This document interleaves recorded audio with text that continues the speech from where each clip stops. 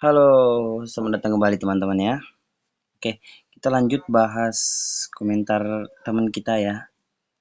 Teman kita ada sharing. Bang, izin bertanya buat saya pemula. Saya belum paham soal multi time frame. Biasanya saya belajar di satu time frame. Contohnya kayak scalping M15. Apa kita trading cukup menggunakan M15 cari area SNR atau pola candlestick sama price action itu gimana bang menurut pendapat ente, bagus nggak di satu time frame aja? Mohon bimbingannya supaya oke, masih baru ya. Oke teman-teman, kita bakalan bahas komentar teman kita ya untuk multi time frame. Oke, berarti pembahasan hari ini kita di multi time frame ya. Oke, saya jelaskan sedikit bang ya. Kalau misalnya multi time frame itu jangka waktu pergerakan candlestick. Jadi contoh time frame teman-teman, time frame itu ada detik, ada menit, ada jam, ada hari, oke, ada rentan. Tapi biasanya itu kita pakai di interval itu biasanya menit, jam, dan hari. Oke. Biasanya kita analisa di time frame 1 menit di jangka pergerakan waktu 2 menit sampai 15 menit atau 1 jam sampai 4 jam atau 1 hari, 1 minggu, 1 bulan, dan bertahun-tahun ya. Oke, saya kasih penjelasan dulu teman-teman. Untuk time frame ya, di time frame 5 menit ya. Kalau misalnya di saya pribadi ya, saya kasih tahu. Kalau di saya pribadi, time frame 1, 2, 3, 4, 5 sampai 15 menit itu adalah tempat di mana saya untuk melihat titik apa ya bahasanya ini, sinyal buy ataupun sinyal sell. Jadi saya melihat di time frame 5 menit ataupun 15 menit untuk melihat apakah ini benar-benar dikonfirmasi pantulannya, seperti itu teman-teman. Oke, apakah benar-benar dikonfirmasi pantulannya. Kalau untuk daily 1 jam, 2 jam, 3 jam, sampai 4 jam itu untuk melihat area SNR, support resisten, seperti yang kita bahas di video sebelumnya, pengenalan support dan resisten. Tapi kalau teman-teman mau cuman di satu time frame, saya sarankan kalau mau di satu time frame, pastikan pilihnya di time frame besar. Kalau mau satu time frame di time frame kecil, bisa-bisa aja sebenarnya. Cuman itu lebih high resiko sih teman-teman. Kalau dari saya pribadi ya, high resiko.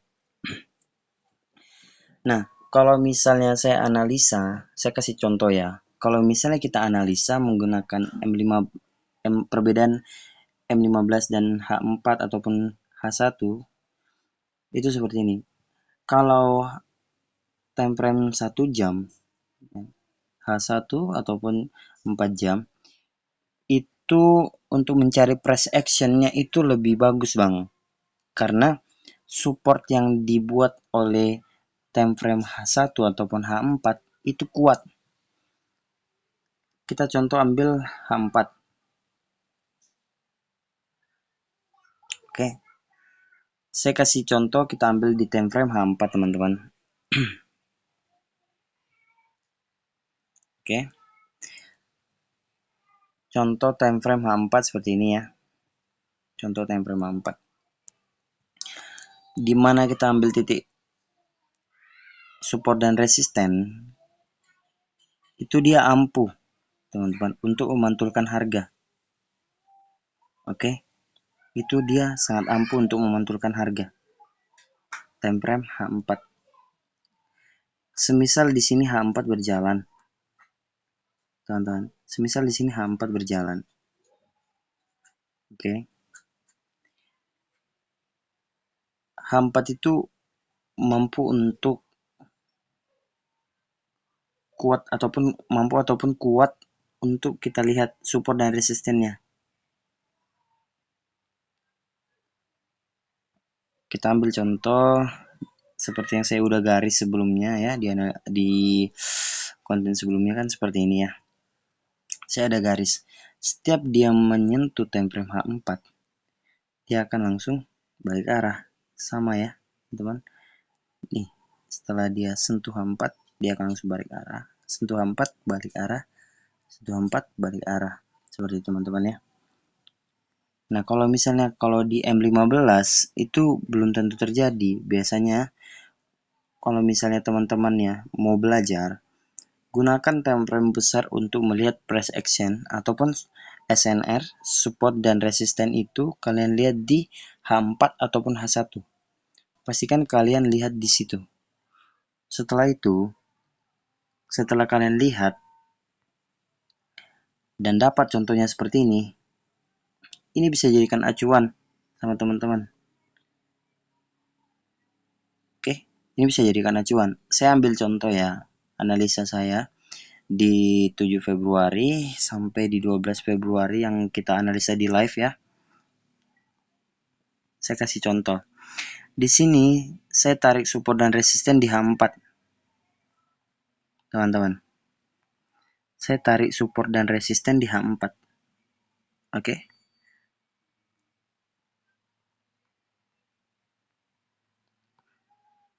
Saya hapus dulu Fibonacci-nya. Saya hapus dulu Fibonacci-nya ya. Oh, terhapus ya tadi analisa saya ya, terhapus tadi ya. Ya udah nggak apa-apa, kita mau belajar support dan resisten di sini.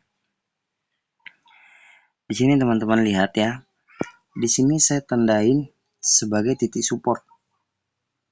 Saya melihat celah di sini ataupun di sini ada titik support juga. Nah, untuk di saat saya tidak melihat jelas, saya akan lari ke H1 frame 1 jam untuk melihat lebih jelas lagi. Oke. Nih. Lebih jelas ya. Teman-teman lihat sendiri ya, di area sini itu ada pantulan. Oke. Di saat dia turun, ini ada pantulan di sini. Pantulan yang signifikan dari H1. Saya tariklah ini untuk sebagai acuan price action kita ataupun support ya, support yang kuat ya. Nah, setelah itu kemarin di live waktu itu, di sini juga saya melihat banyak banget untuk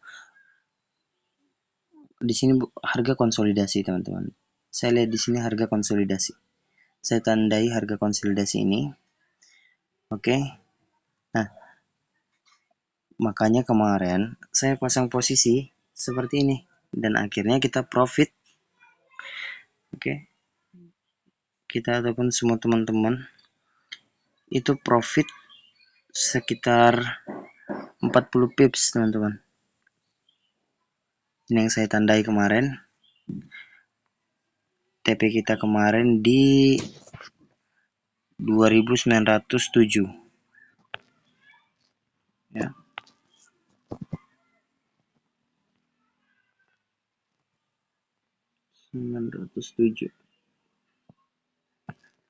Oke.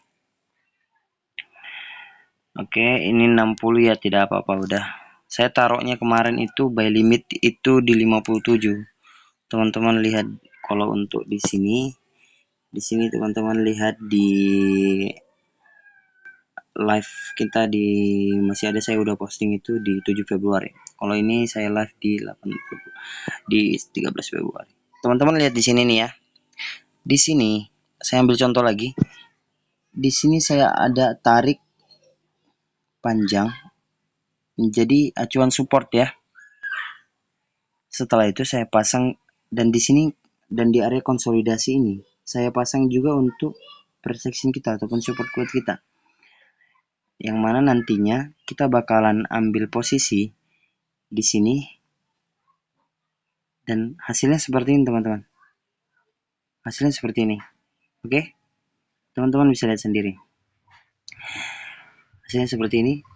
Coba kalian lihat di sini, time frame H1 ini cuman shadow-nya, ya. Ini cuman shadow.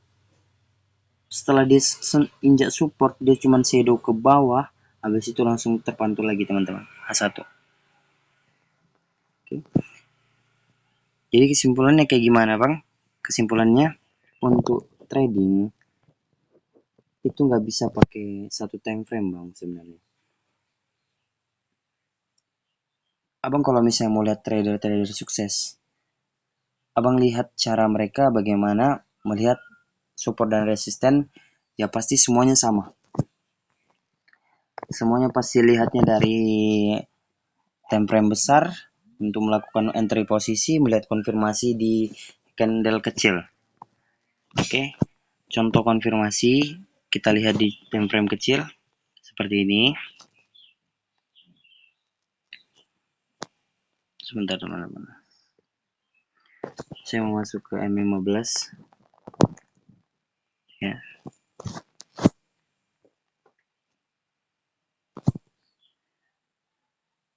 Pastikan kalian paham, dan ini sebenarnya ilmu yang sangat bagus yang ditanyakan sama teman kita ya. Multi time frame bagaimana? Inilah penjelasan multi time frame teman-teman. Pastikan kalian pahami untuk penjelasan multi time frame ya, biar sama-sama bisa paham.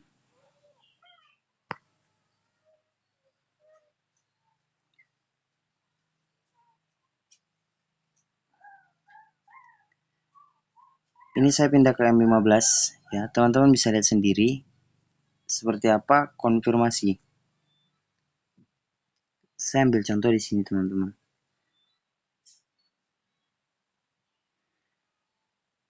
Saya ambil contoh di sini. Di saat market menembuskan shadow, tapi batang tidak tembus. Oke. Di saat dia mau close candle, dia naik. Oke, dikonfirmasi dengan candle biru kedua. Oke. Di saat dia udah mulai seperti ini, saya kasih teman-teman begini ya. Di saat market turun kencang seperti ini, di saat market di time frame kecil ini time frame 15, di saat market turun kencang dan pembalikan arahnya seperti ini, itu bukan konfirmasi teman-teman, karena pembalikan arahnya itu kecil, sedangkan tekanan jualnya sangat besar. Kita tidak bisa ambil entry di sini. Nah, kalian lihat di sini, di saat tekanan jualnya besar, dibalas dengan tekanan beli yang besar, seperti itu.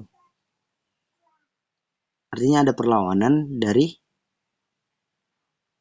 buyers, oke, ada perlawanan dari buyers untuk membuat harga itu bisa berbalik, oke. Tapi setelah di atas, teman-teman lihat setelah dia turun candle sedikit, oke, dia lanjut turun, oke teman-teman. Nah, pastikan itu seperti ini untuk candle konfirmasi. Di saat batang dia besar, pastikan dia seperti ini. Pastikan perlawanan buyers besar. Setelah dia candle di atas sini close, pastikan yang muncul di candle sini, candle atas sini, pastikan penutup candle di atas sini adalah hijau. Itu memvalidasi bahwasanya harga bakal naik. Nanti saya buat konten selanjutnya untuk bagaimana melihat konfirmasinya, teman-teman. Yang penting di sini saya bahas multi time frame. Poinnya bahwasanya kalau misalnya mau trading, kita nggak bisa pakai satu time frame. Kita punya banyak time frame teman-teman. Oke. Kalau misalnya saya kasih teman-teman cara, kalau misalnya kalian main di H1, melihat konfirmasi di M5, kalau kalian main di H4, melihat konfirmasi M15. Oke. Semoga video ini menjawab komentar teman-teman, dan semoga juga bermanfaat buat teman-teman semuanya ya. Oke, saya akhiri, next video selanjutnya ya teman-teman.